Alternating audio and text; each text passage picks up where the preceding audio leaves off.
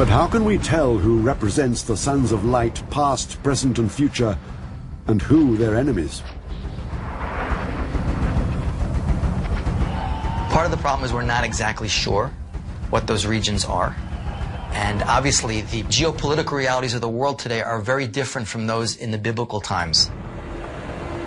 Does the War Scroll prophecy really predict that the apocalypse will emanate from this region, an area in which Christians, the Jewish people, and Muslims have clashed for over 2,000 years?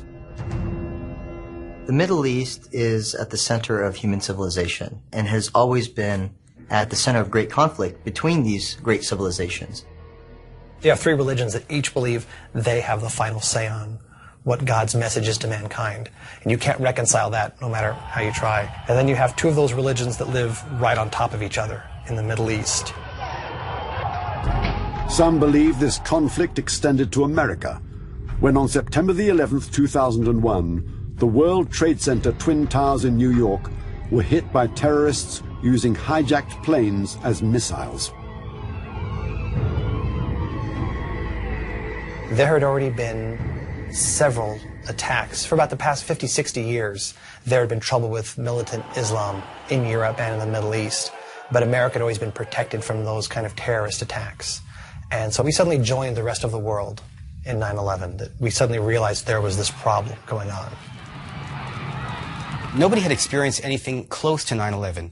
Not even Israel, for example, which has had to deal with terrorism from its inception. No one has ever had to deal with an attack that took close to 3,000 people's lives, destroyed massive buildings, caused a lot of economic damage over a long period of time. Following September the 11th, conflict between the US and the Middle East escalated. The events of 9/11 led to their involvement in wars in Afghanistan and Iraq, further destabilizing the area. There are several major conflicts going on simultaneously in the Middle East. There are several different struggles for power and position and control. You have the Iran-Iraq struggle, which now transformed into Iran becoming a superpower for the area, and the Arab countries in general fearing for an imbalance in power, and maybe that might lead to a nuclear arms race in the region.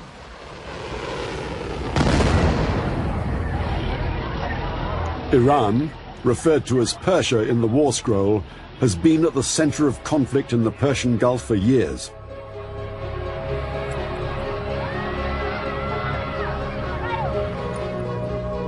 Iran does play a very significant role now in the Middle East, and with the prospect of Iran developing nuclear weapons, this puts some of the other Arab states in a precarious position.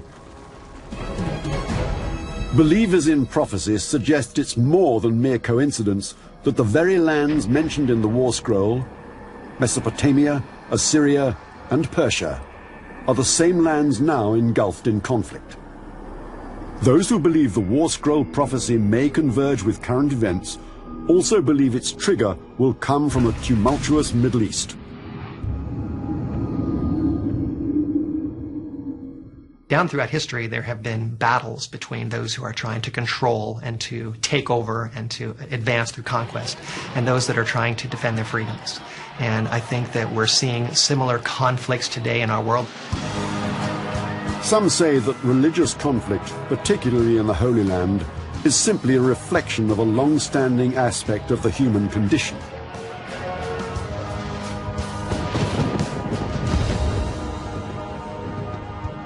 There seems little to link the War Scroll to current times. According to the scroll, 7 great battles will take place, culminating in the end of the world. But for some, 6 of those battles may have already occurred, setting the stage for the ultimate conflict.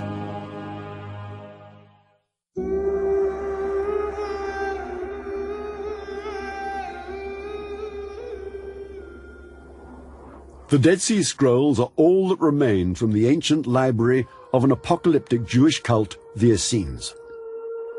One in particular, the War Scroll, is considered by some to be a blueprint for Armageddon.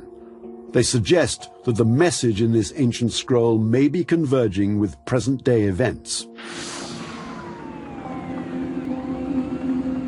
The War Scroll is part of a bigger apocalyptic end of days scenario, which certainly is part of the Jewish worldview of how history will unfold, and of course the Christian world has picked up on that. But I think the real issue is the actual chronology. Some believe the Essenes were convinced they would live to see the apocalypse. But commonly accepted Jewish belief spoke of a 6,000-year span between Adam, the first man, and the arrival of a Messiah who triggers Armageddon. Most believers in Judaism at the time thought they were only 4,000 years along on that timeline.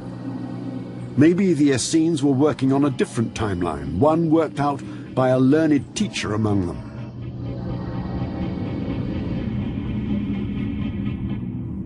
This really refers to the teacher of righteousness who knows all the mysteries of the words of the prophets. So in other words, the teacher of righteousness is one who is able to read and understand Scripture and understand exactly how those ancient prophecies are now coming true, are being fulfilled in their own time and place.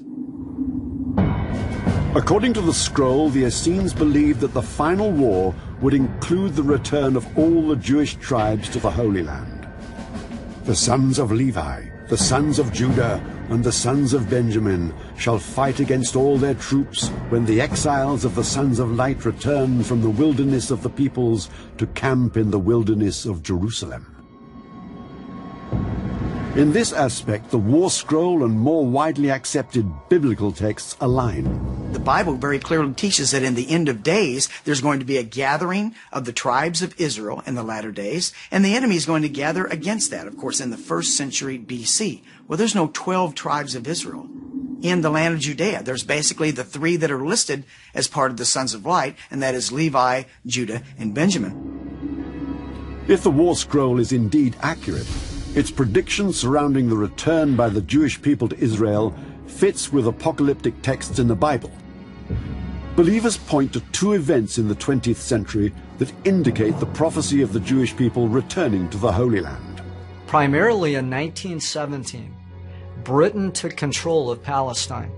In the Balfour Declaration, they invited Jews from all over the world back to Israel. This began, according to many fundamentalist Christians, the last days, or final judgment of mankind, as described in the Bible. There are some elements in Israeli society that have the ethos of this final apocalyptic days mentality, and a lot of evangelicals and fundamentalists in our world that we're familiar with have a similar mindset, and they see the foundation of the state of Israel as stepping stones to this final apocalyptic situation. On the 14th of May 1948, the State of Israel was established. But its Arab neighbors would not recognize it. Egypt, Syria, Jordan, Lebanon, and Iraq all attacked the next day, starting a bloody year-long war, the first of many. The Arabs had been committed to the idea that the creation of a Jewish state was unfair and unjust, and that there shouldn't be a Jewish state in the region. So they went to war to try to prevent it, to strangle it basically at birth, and try to prevent it from being created. The Israelis ended up winning that war.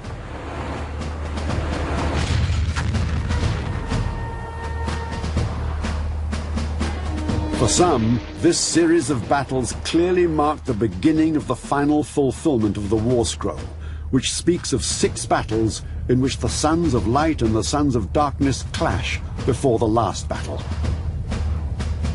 3 times the sons of light triumph, but not ultimately. They just are victorious at that moment, but can't really win. 3 times the sons of darkness triumph, but also not enough to vanquish the sons of light. Believers in this theory suggest the Arab-Israeli War of 1948 was the first of these battles. 4 other Arab-Israeli wars were also predicted in the War Scroll.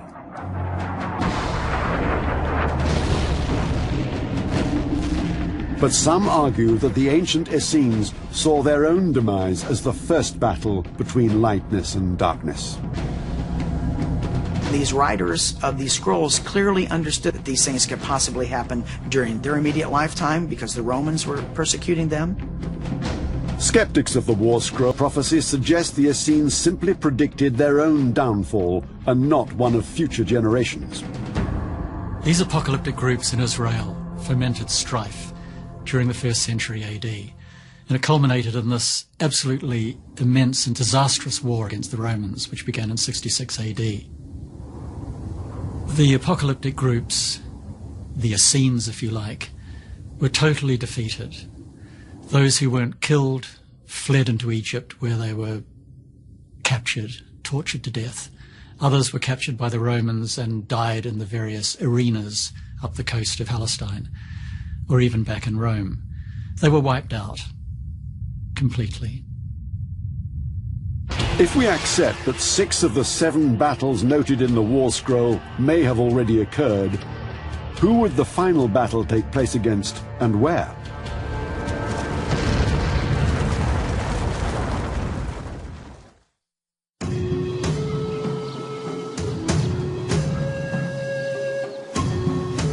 The War Scroll. Most believe it's simply an ancient manual that outlines military strategy, but some suggest it's a prophetic vision of a future world war. According to them, the War Scroll, the apocalyptic prophecy written by an ancient Jewish cult 2,000 years ago, may be converging with current events. In the end, it could be a very painful and difficult process, and no one can be sure who's going to be around to see the end of the story. The scenario is a very scary one. In a funny way, we can say that the motivation of the people who wrote the War Scroll are very, very similar to the motivation of people today who are expecting a battle of Armageddon in the Middle East at any moment. And that can only be considered very, very dangerous, because the belief systems we hold affects our behavior. And if we believe something to be true, and if we believe something is going to happen, the chances are we might actually cause it to do so.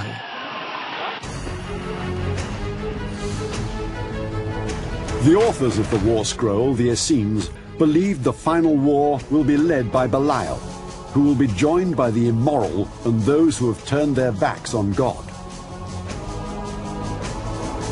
Some interpretations of the War Scroll suggest the sons of light and the sons of darkness have been locked in battle since the time of Jesus.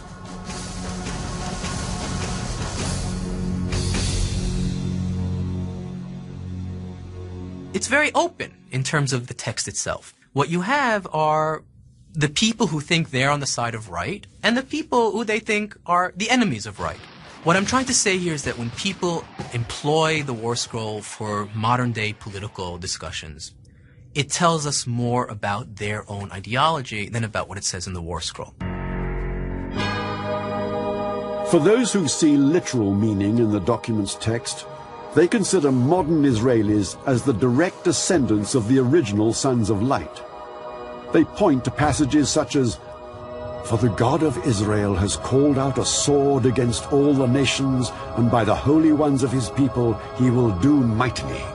Jewish people have always viewed themselves as having this very unique mission of being a nation whose job it is to elevate the entire world, to rid the world of evil, and to bring the world back to the ideal spiritual state it was before everything fell apart, back to the Garden of Eden, so to speak.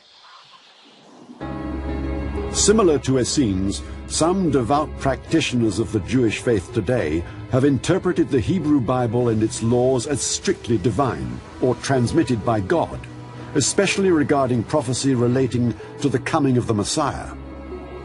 They claim this Bible and the prophecy of the War Scroll both point to the establishment of the State of Israel as a sign. They also point to another prophecy.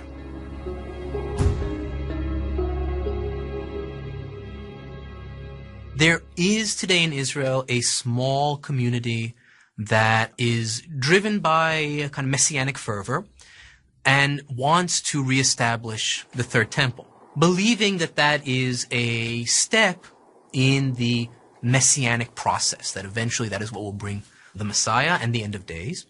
This is, of course, a very problematic issue because right now that is the site of a Muslim mosque, and you can imagine it's a very complicated issue. That site where the Temple of Solomon, the most sacred site of all in Judaism, once stood over 2,500 years ago on Jerusalem's Temple Mount. The Temple Mount is very significant for the Jewish people because that's where, according to their tradition, Abraham went to sacrifice his son. It's also where David built the first temple. And in the temple you had the Ark of the Covenant, which had the Holy of Holies. The only place on earth where the Spirit of God actually was on earth. So there could be no place holier for the Jewish people than the Temple Mount. The Islamic faith also holds the Temple Mount as sacred. Referred to as the noble sanctuary by Muslims, the Temple Mount is the third holiest site in Islam. According to the Quran, the Prophet Muhammad traveled to Jerusalem in the 7th century AD and ascended to heaven from the Temple Mount.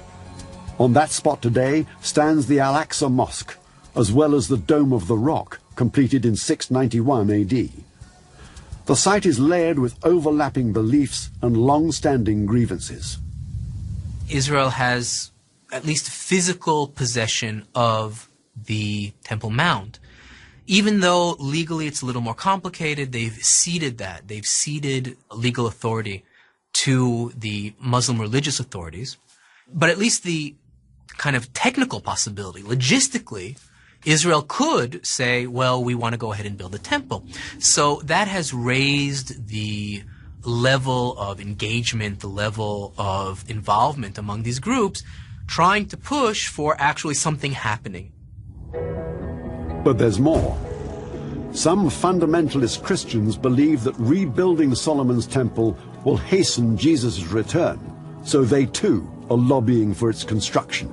There are some members of the evangelical community in the United States who are supportive of this, believing, of course, that that Messianic Jewish group has everything right except for the identity of the Messiah. Now, how they actually expect this to occur is anybody's guess, because I think the meaning of jihad will be finally apparent if they try to destroy the buildings on the Temple Mount. The Muslim world would undoubtedly be up in arms if the current Dome of the Rock and the Al-Aqsa Mosque were destroyed and a Jewish temple was built in its place. It would be Armageddon. The Dome of the Rock, Al-Aqsa Mosque, and the site where the Temple of Solomon once stood, each elicits extraordinary passion in those who consider this place sacred above all others. Some fear that fanatical believers of the War Scroll may become emboldened to take a critical step, rebuild the Third Temple, and, according to their belief, trigger the battle of the Sons of Light and the Sons of Darkness. The great hand of God shall overcome Belial and all the angels of his dominion, that wickedness be overcome without a remnant. There shall be no survivors of all the sons of darkness. Some who have researched the War Scroll say there is some logic to the belief that it and other doomsday prophecies may be converging. They theorize that the Middle East remains a crossroads of civilization and therefore conflict.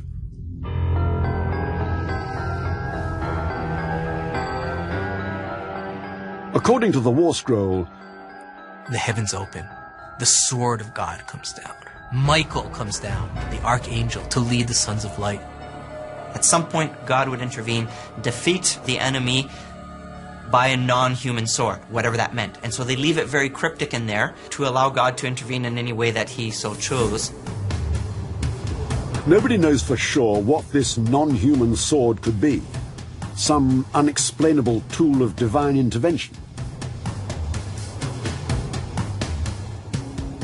At the end of time, we have the return of the Messiah.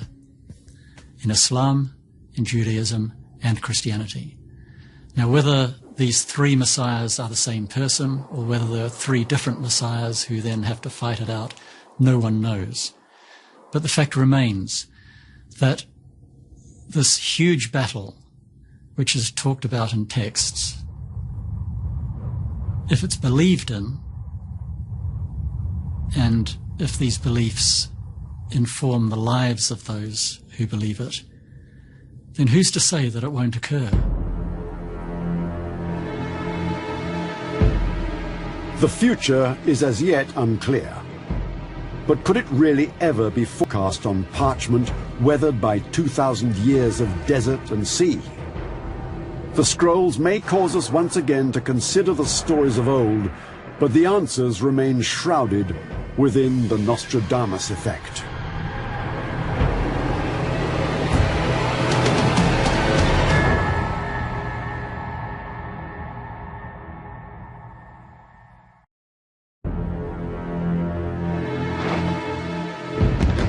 A malevolent army, led by Belial, wages a war against humanity. This army will fight several deadly battles, culminating in a decisive final battle. Will God intervene, or will the human race be swallowed by eternal night?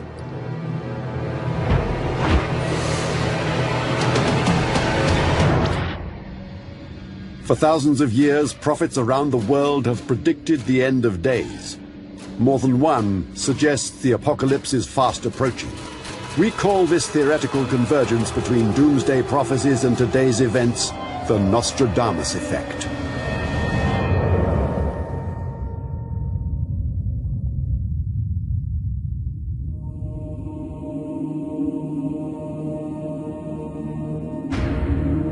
In the Judean desert in 1947, in a remote arid cave high above the Dead Sea, a nomadic shepherd discovered a cryptic scroll that describes a secret prophecy.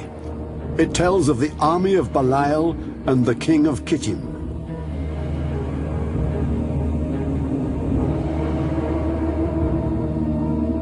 Do these phrases tell of a moment when two forces, one light, the other dark, confront each other in a final global war, possibly the end of everything? Among the many Dead Sea Scrolls is the so-called War Scroll, with its prophecy of doom. But who is its message for?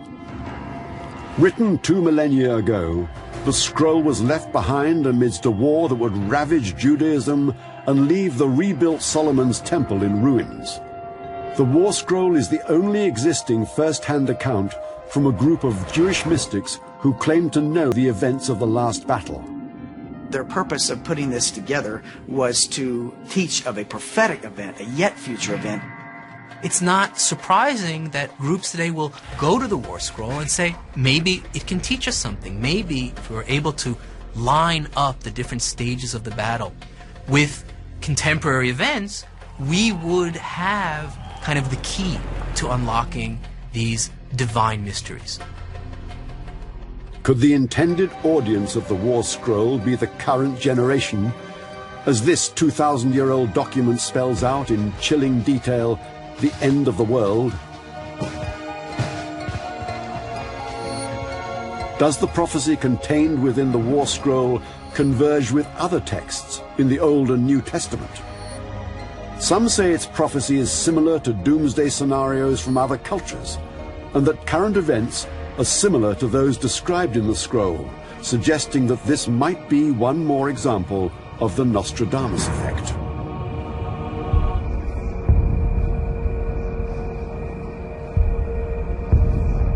Understanding the War Scroll's possible link to today's unrest means delving into the ancient origins of the Dead Sea Scrolls and exploring their discovery in the Judean desert. The Dead Sea Scrolls were a group of documents found in 1947 near the Dead Sea, hence the name. They were found in a cave by a young Bedouin goat herd, or so the story goes. The scrolls are a collection of biblical texts written over a period of 200 years. Collectively, they contain fragments of nearly the entire Hebrew Bible, or Old Testament. Archaeologists ultimately discovered 10 more caves nearby, containing nearly 900 animal skin and papyrus documents in sealed jars. The scrolls are important because they're a closer approximation of the original source material of parts of the Hebrew Bible. When we look at the origins of, say, Christianity, we're dealing with the gospel. They've been manipulated, they've been translated. They don't give us honest history, they give us an interpretation of history. The Dead Sea Scrolls issued directly from the group of people who constructed them, who wrote them. And to that extent, they give us the direct link to their beliefs and to a certain amount their history. Written perhaps between 170 BC and 68 AD, the scrolls are believed to be all that remains of a small Jewish sect that lived in a settlement at Qumran, a plateau in the Judean desert along the Dead Sea 12 miles east of Jerusalem. A sect known as the Essenes. That means that they lived in the time that both Rabbinic Judaism and the community surrounding Jesus that eventually became the church were being formed. So in that respect, this is just an extraordinary finding. You actually have authentic, handwritten texts from a community living at this time. Some scholars believe the Essenes wrote the scrolls. But who were they? Kind of an extreme Jewish group that felt that they needed to withdraw and not mix with the rest of society in order to keep themselves religiously pure. They did that because they were not pleased with what they were seeing in their society and thinking that it had gone awry, and did not want to participate in that part of society that they felt was no longer right with God. According to some, the Essenes believed the Jewish people had angered God by not living according to Hebrew scriptures, that they were too secular and humanistic, and that this was why God had allowed invaders like the Romans to take power. The Essenes were led by a charismatic leader they called the Teacher of Righteousness. He is credited with having really brought the group together, given it direction.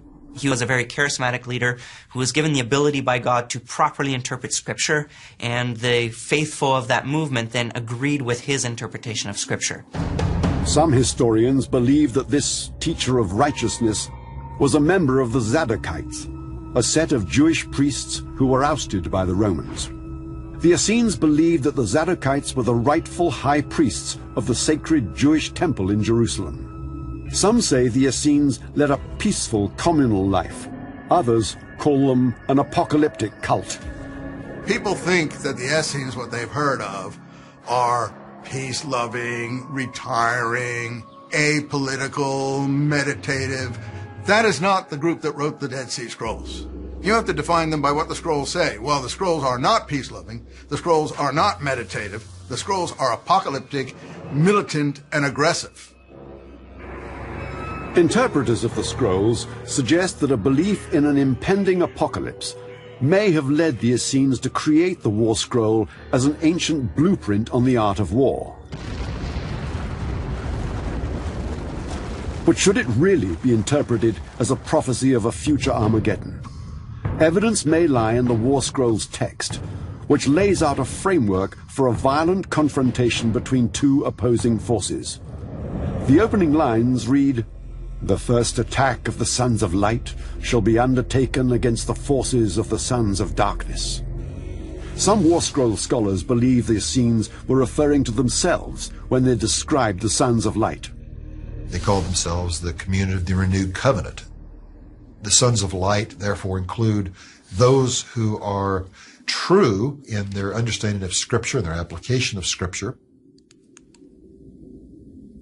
Others see parallels between the Essenes and certain current devout practitioners of the Jewish faith. The Jewish people have traditionally viewed themselves collectively as the people that represent that mission, of representing light in terms of spiritual light and values. But the scroll also emphasizes a mysterious group called the Sons of Darkness, who will engage the Sons of Light in battle. Maybe those who have turned their back on God. Referring to the Sons of Darkness, the text says, "Supporting them are those who have violated the covenant." The Sons of Darkness, as described in the War Scroll, also include the violators of the covenant. And that terminology brings us to a very interesting aspect of this kind of apocalyptic worldview, which is that there are enemies from without, but you also have to be careful of the enemies within.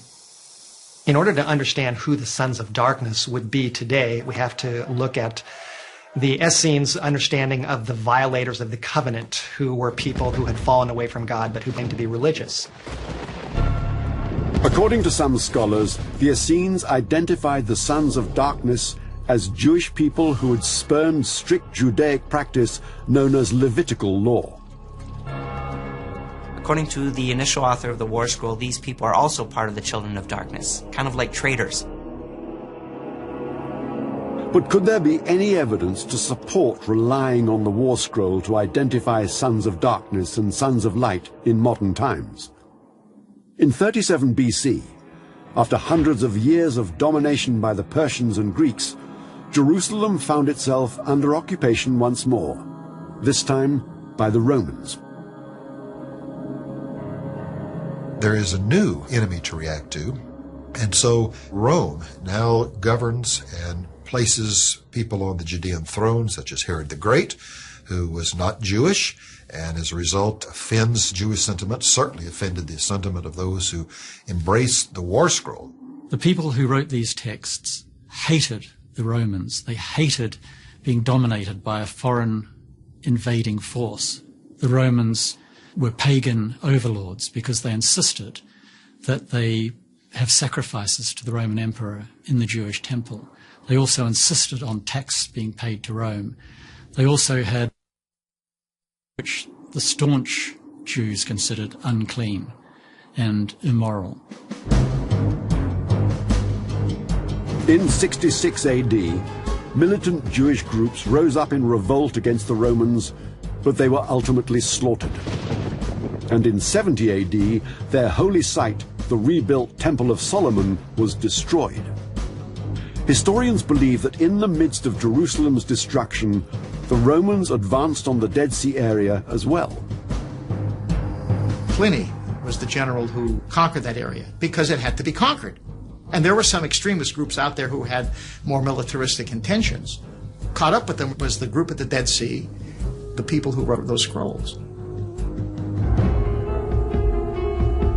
Before meeting their final destiny, the Essenes left a grim prophecy about mankind's annihilation. Some have identified similarities between the violence exacted against the Essenes and more recent troubles in the Middle East. The place, some say, will trigger the end of the world.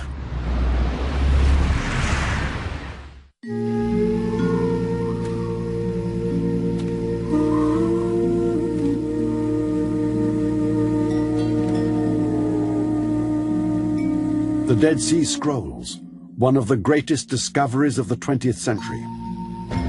Buried in the ancient texts is a prophecy of the ultimate battle between good and evil. The forces of light and darkness. The War Scroll. Some interpreters suggest it tells of a future final war. The reality that's seen in the scroll is one that they expected it to happen.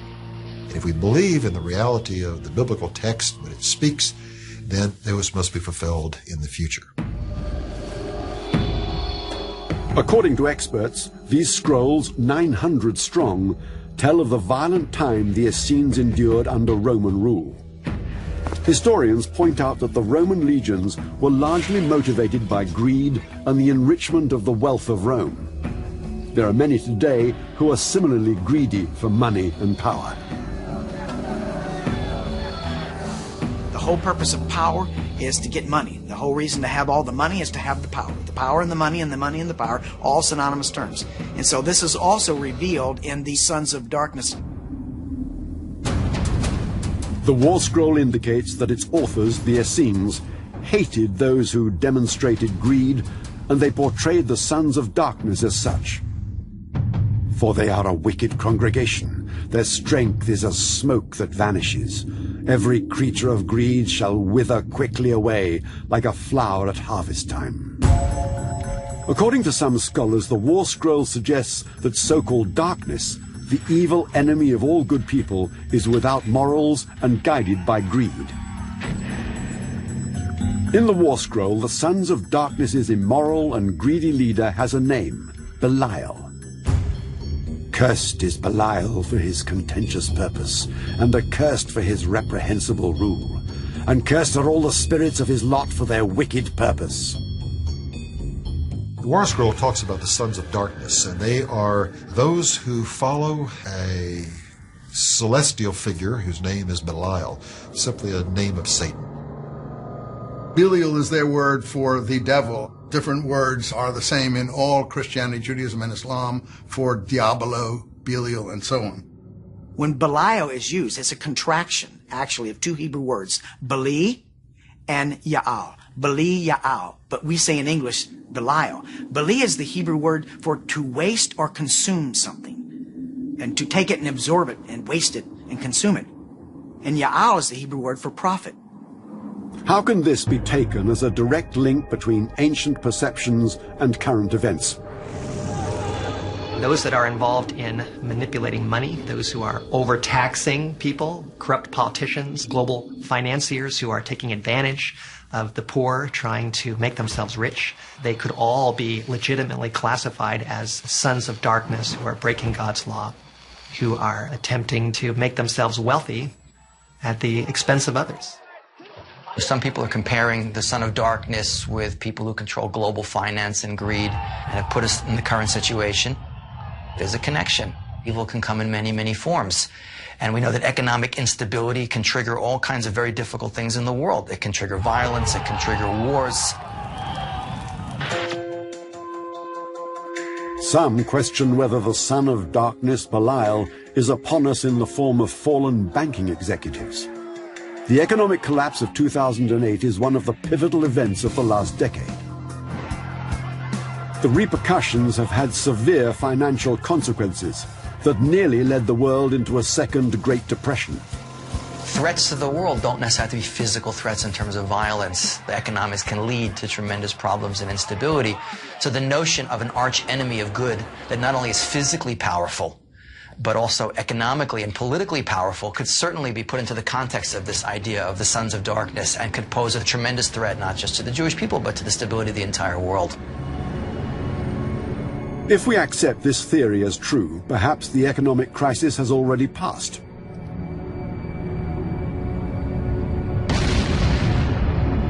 Annihilation, when you say that word, a mushroom cloud comes to people's minds and everything being blown up. But that's only one way to annihilate a nation. If you decimate the economy of a nation, you annihilate it. For believers, economic woes are perhaps only one sign that the world may be spinning out of control. Some note the similarities between the War Scroll and apocalyptic texts of the Bible in the Book of Revelation. The Book of Revelation is a kind of Christian version of these apocalyptic Dead Sea Scrolls. You can't prize them apart. You have to see them as being connected in some way.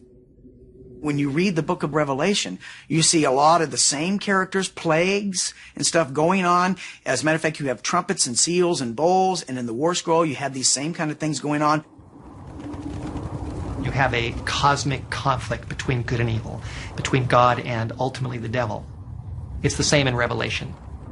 In the Battle of Armageddon, God himself intervenes, he crushes evil, and then there's a new heaven and a new earth, and good and love ultimately win. All of those themes are shared between the War Scroll and the Book of Revelation.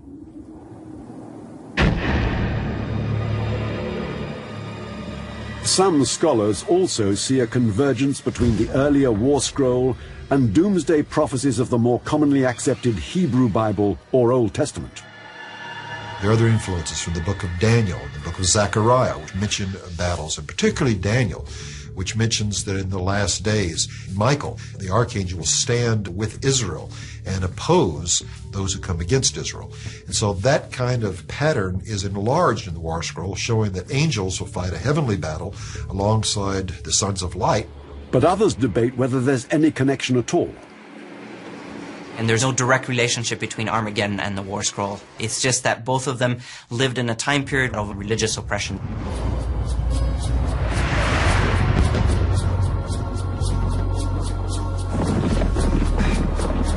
Still, if the prophecies of the Hebrew Bible, Book of Revelation, and War Scroll converge, each predicting similar fates for mankind, can it be explained away as mere coincidence? What evidence is there to confirm that this prophecy may converge with modern events? The War Scroll describes a future battle, an eschatological battle. In other words, a battle that has to do with the end of days, with kind of the final battle of good versus evil.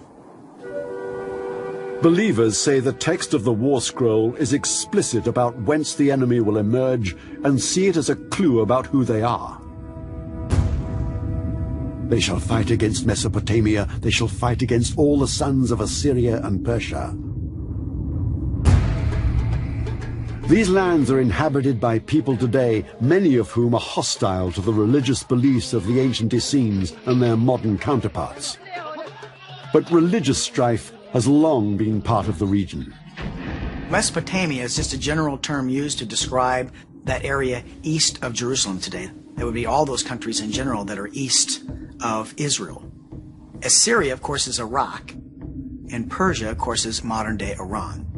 So as you can see, these are all involved in latter days events, and that happens to be exactly what's going on in our world right now.